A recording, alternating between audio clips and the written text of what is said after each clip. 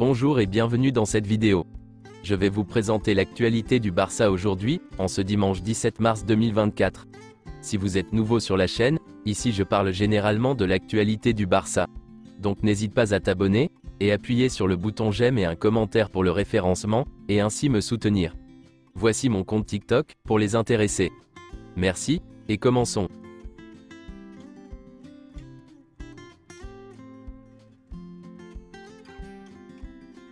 Voici quelques photos de la séance d'entraînement d'hier, pour préparer le match d'aujourd'hui contre l'Atlético Madrid. Voici juste quelques déclarations de Xavi en conférence de presse d'avant-match. Le match contre l'Atlético ? Aujourd'hui, c'est un match capital, comme les autres qui restent. Ils sont très forts, surtout à domicile. Ils sont très forts, surtout à domicile, et ils se sont bien comportés ces dernières années. C'est un match très difficile. Nous sommes en bonne forme, tout comme eux. C'est un terrain où l'Atlético n'a pas perdu en championnat depuis que nous y sommes allés la saison dernière. J'espère que nous ferons un bon match. Atlético et Barcelone ? Les deux équipes sont dans un très bon état d'esprit. La confiance est grande. Elles ont eu une guerre physique importante, et ont eu un jour de repos en moins. Nous verrons bien. Notre idée et notre mentalité ne changent pas, nous allons prendre les 3 points. L'approche de l'Atlético Madrid ? Ils prennent plus de risques, ils ont des joueurs avec plus de qualité technique, pas seulement physique. El Cholo a changé. Ils sont forts et ont gagné beaucoup de talent ces dernières années.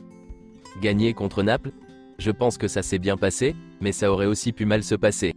Le football est comme ça, il est souvent injuste. L'entraîneur du Napoli a fait des changements et n'a pas été récompensé. C'était une soirée ronde et magique. Nous garderons les choses que nous avons bien faites, et les choses que nous n'avons pas faites, nous les corrigerons pour les améliorer. Face à Memphis aujourd'hui, nous le connaissons parfaitement. Il est capable de faire la différence quand il est inspiré. Il a des qualités de buteur, il tourne bien, il a de la puissance.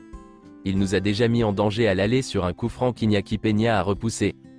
Le départ de Griezmann ? C'était aussi une question économique ici. Je l'aime beaucoup, il fait la différence partout où il va. C'est un milieu offensif ou un attaquant organisé. Il n'a pas continué ici pour plusieurs raisons, mais surtout à cause du salaire. Lewandowski a été convoqué par la Pologne pour les prochains matchs. Joao Félix et Joao Cancelo ont été appelés par le Portugal pour les prochains matchs. Mikayil Faye devrait être appelé par l'équipe nationale du Sénégal. Fermín López a été appelé par l'Espagne U21 pour les prochains matchs. Pau Cubarsí a été appelé par l'équipe nationale espagnole, pour la première fois de sa carrière. Selon Mundo Deportivo, la Fédération espagnole de football souhaite que Pau Cubarsí joue à la fois l'Euro et les Jeux Olympiques. Cependant, le Barça veut éviter ce qui est arrivé à Pedri en 2021. Voici quelques déclarations de Pau Cubarsí. Être appelé par la sélection espagnole ? Je suis très fier de la confiance de l'entraîneur. Je vais profiter de l'occasion et donner le meilleur de moi-même. Je me la coule douce et je reste fidèle à moi-même. La vérité est que ma famille et mes amis m'aident à garder les pieds sur terre, ils m'aident dans cet aspect. Le tirage au sort des quarts de finale de la Ligue des Champions ont été faits vendredi, et le Barça jouera contre le Paris Saint-Germain. Le match aller aura lieu le 10 avril à Paris au Parc des Princes, et le match retour le 16 avril, à domicile. Si le Barça bat le PSG, le Barça affrontera l'Atlético Madrid ou Dortmund, en demi-finale de la Ligue des Champions. Voici la déclaration du représentant du Barça, Rafa Just, lors du tirage au sort des quarts de finale de la Ligue des Champions, après avoir tiré le PSG. Notre mentalité est d'essayer d'atteindre les demi-finales. Nous avons Lamine Yamal, qui est un joueur exceptionnel. Nous avons un effectif énorme et un entraîneur qui a le courage de faire appel à de jeunes joueurs. Ce sera un beau match. Ils ont un entraîneur que nous connaissons très bien, mais nos supporters nous aideront à atteindre les demi-finales.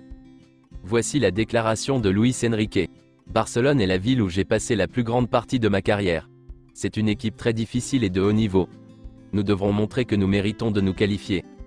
Jouer dans la ville de Barcelone, c'est comme si je rentrais à la maison, comme à Noël. Voici la déclaration de Lamine Yamal. La vérité, c'est que toutes les équipes présentes en quart de finale de la Ligue des Champions sont compliquées. Le match contre le PSG ? Nous jouerons comme contre Naples, et nous essaierons de nous qualifier pour le tour suivant. Contre le PSG nous jouerons comme d'habitude, avec notre jeu, avec les deux intérieurs, avec les attaquants. Nous jouerons comme nous savons le faire. Voici la déclaration de Robert Lewandowski. Le PSG ? Il ne s'agit pas seulement de Kylian Mbappé, mais aussi d'autres joueurs comme Ousmane Dembélé. Je pense que ce match peut être très émouvant pour lui. Je suis sûr que nous jouerons mieux contre le PSG. Je pense que nous jouerons les demi-finales. Et enfin voici la déclaration de Joao Félix.